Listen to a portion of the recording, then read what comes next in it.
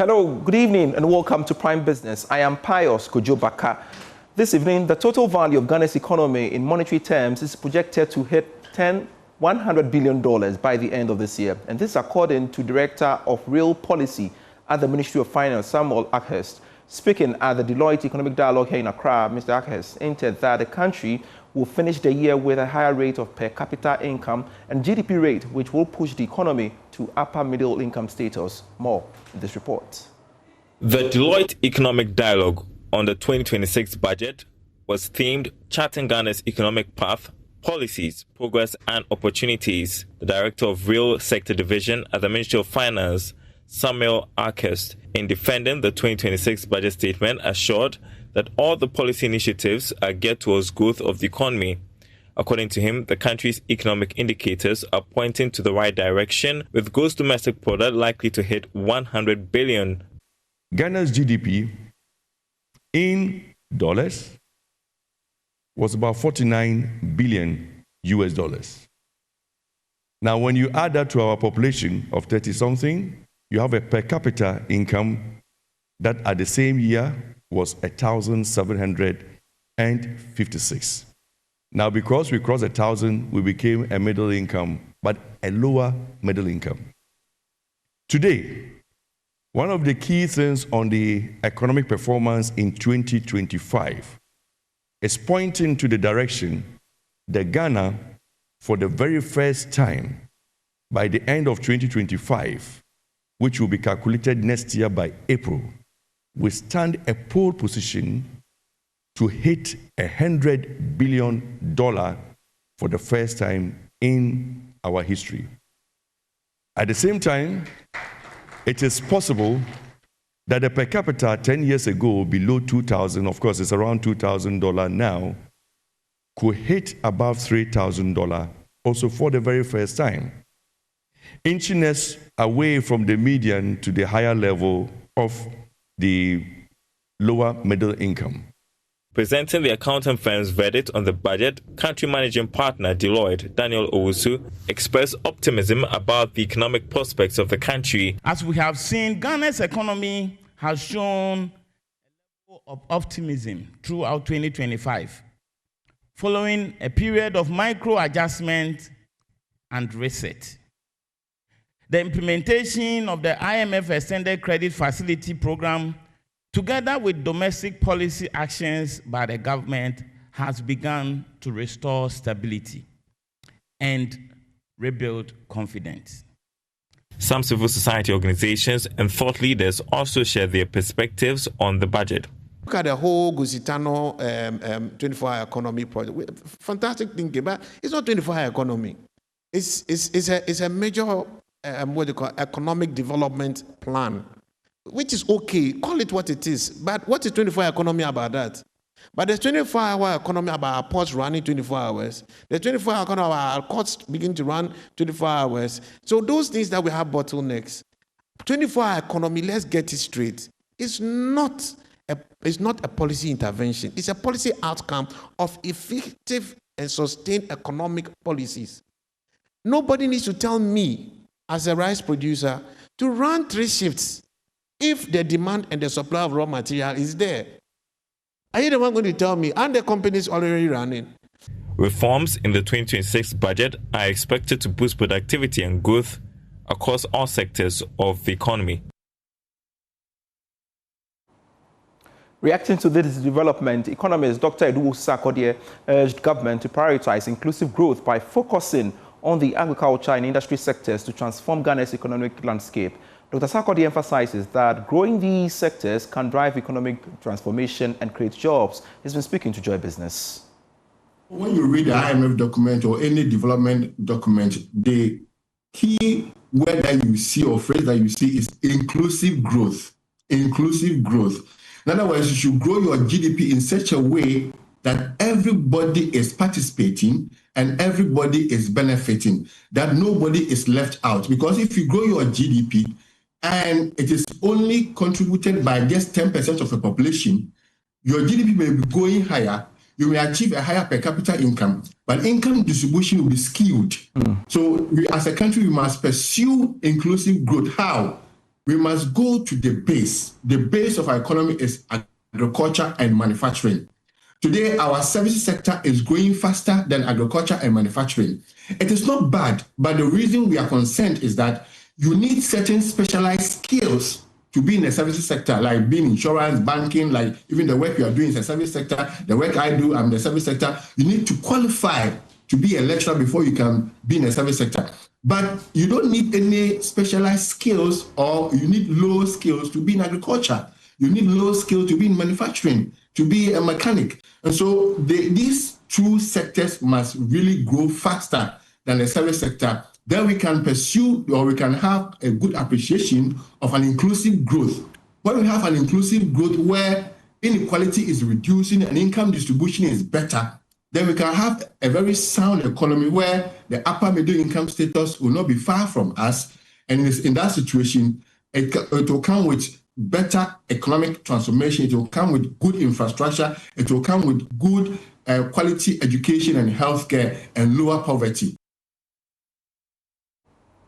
President John Mahama is urging the Finance Ministry and the Bank of Ghana to take deliberate measures to safeguard recent economic gains and sustain the country's growth trajectory. Speaking at the International Currency Conference, President Mahama said recent economic gains, including ratings upgrade, shows the progress made must be sustained.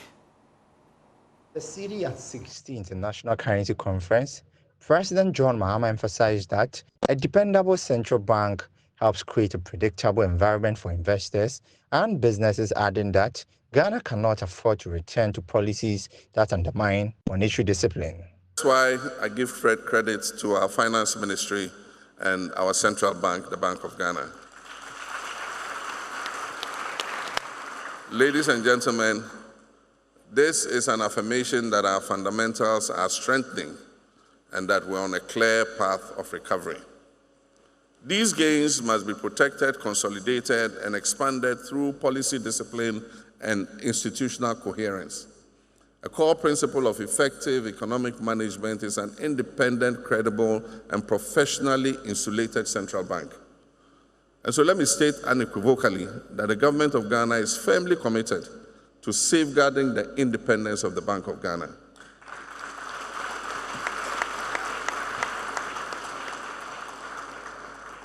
A strong and autonomous central bank is essential for anchoring inflation expectations, for maintaining exchange rate stability, for enhancing investor and market confidence, and ensuring long-term policy credibility. In a related development, Bank of Ghana Governor Dr. Johnson Isiama has maintained that CD stability is the responsibility of everyone, even though the central bank has to take a lead role. Through all these moments, the city has remained central to policy making, market sentiments, and of course, our daily lives in every corner of the Ghanaian society.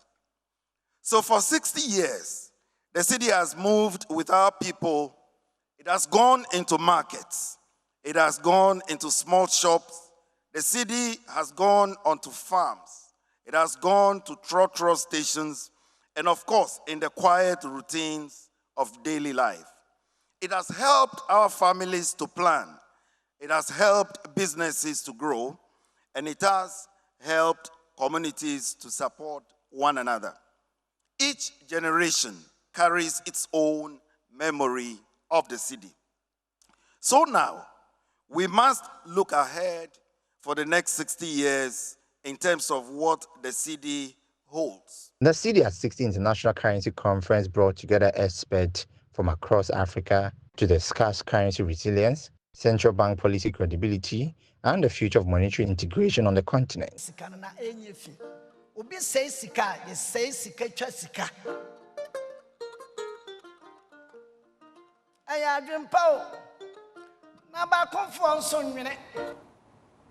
Still on currency matters, senior finance lecturer at the University of Ghana Business School, Dr. Benjamin Amoah, says the Bank of Ghana's decision to intervene in the foreign exchange market is justified, arguing that such measures help stabilize the cedi and ensure the economy gains are more equitably distributed. Speaking to Joy Business, he noted that it is a good time for government to pursue industrialization. Of course, you also want to ask, what is the role of BoG when it comes to the value of the Ghana cedis? The role of BoG is to make sure that regularly the BoG will come onto the market to help support the CD as and when it is needed. So if the BoG or the economy itself has over time been able to build enough reserves, and we have been able to attain that optimal level of international reserves that we need to support the currency, any excess above that optimal value should be released onto the market. Look, we need to ask ourselves, are we not benefiting from the appreciation in the value of Ghana cedis? The answer is yes. Compare price levels now to price levels in the past.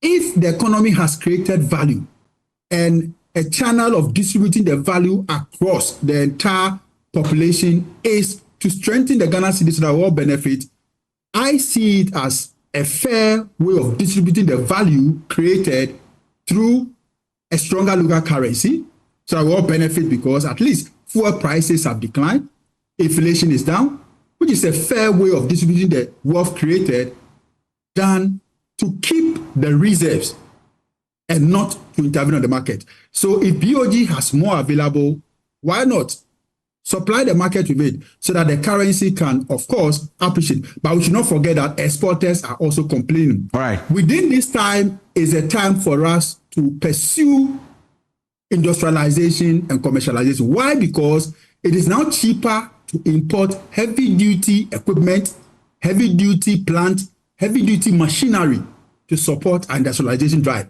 The city will not stay this way forever. All right. This is the time for us to be deliberate. If you want to change the structural phase of the economy, then let's support the importation of heavy-duty plants and machinery that can be used to industrialize the country. Economist and lecturer at the University of Ghana Business School, Professor Patrick Isuming, has called for the decentralization of company registration to increase registrations and improve the formalization of businesses in the informal sector. Speaking to the findings from a study titled Formalizing the Informal Sector in Ghana, he explained that eliminating the burden of traveling to the Registrar General's Department and its offices, especially for small businesses operating in markets and homes, would help regularize hundreds of informal enterprises. He made these remarks in an interview with Joy Business. What the project did was to try and understand the main causes of persistent informality. So we worked with the ROC and implemented 3 types of randomized interventions. With the one group that we gave them fee waiver, the project paid for the cost of registration for them. There's some groups we gave them education on the processes as well as the benefits of registering. And then there's another group that we did the logistical legwork for them. So we supported them by filling the form, sending, queuing for them, doing all the processes for them and delivering their certificate to them. And what we found is that among all those that we give the intervention to, is the group that we give the support by way of queuing for them, filling the form for them, collecting all the registration forms for them, and collecting the certificate for them. That's the group that had the most impact. So what this tells us is that the processes for registering is a major constraint. The fees is not a major constraint, and then the lack of knowledge of the benefits of formalization is not a major constraint, but the processes around how businesses leaving their business to have to go to the office of the Register of Companies and having to queue and even understanding which forms to fill, those are the major constraints. You're still watching JoyNews Prime. This is the business segment of it. I am Pius Kojo Baka. Let's pause for a breath. I'll be right back.